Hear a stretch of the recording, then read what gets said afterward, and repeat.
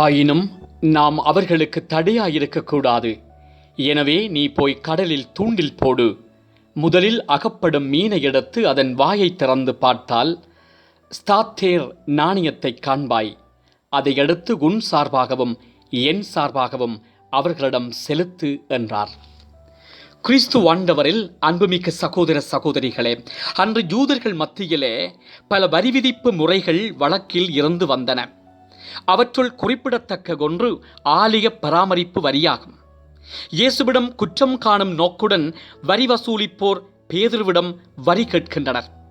அவர் வரி கொடுக்க மறுத்ததால் ஆலயத்திற்கு வரி கொடுக்க மறுத்தார் என்ற பழியை இயேசு மீது சுமத்த ஏதுவாக இருக்கும் என்பது அவர்களின் எண்ணம். ஆனால் அது அவ்வாறு நடைபெறவில்லை. இயேசு அவர்களுக்கு வரி கொடுத்ததால் அவர்களை விட ஒருபடி உயர்ந்து விட்டார். இவ்வாறுதான் இன்று நம்முடைய சமுதாயத்தில் பல நிகழ்ச்சிகள் நடைபெறுகின்றன. அடுத்தவன் மீது பழி சுமத்த ஏராளமான கூட்டம் திட்டம் போட்டு காத்திருக்கிறது.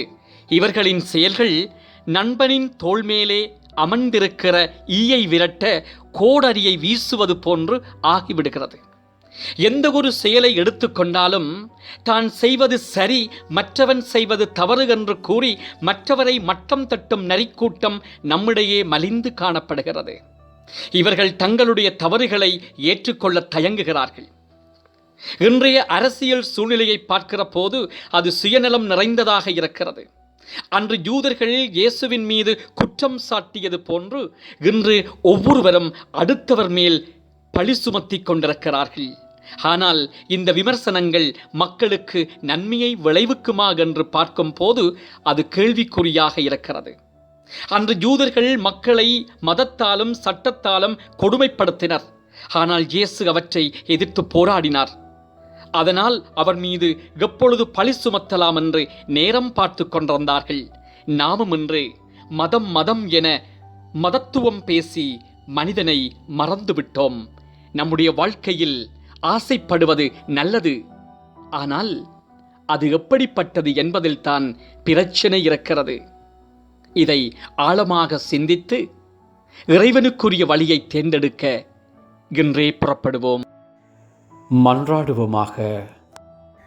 அன்பின் பரலோக பிதாவே, இயேசு ஆண்டவரே, தூய ஆவியானவரே, உம்மை போற்றுகிறோம், உம்மை வாழ்த்துகிறோம். ஆண்டவரே, மக்கு ஆராதனைகள் செய்கிறோம்.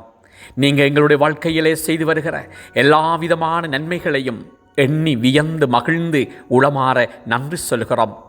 இன்னொரு புதிய நாளை எங்களுக்கு தந்திருக்கிறீரே. இந்த நாள் முழுவதும் உம்முடைய அன்பு பிரசன்னத்தை நாம் அனுபவிக்க செய்தரலாம்.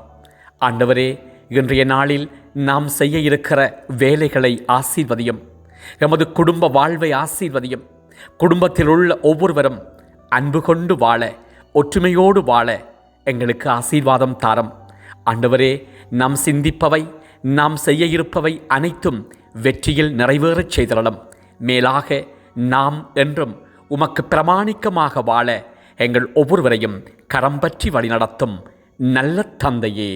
ஆமேன், ஆமேன்.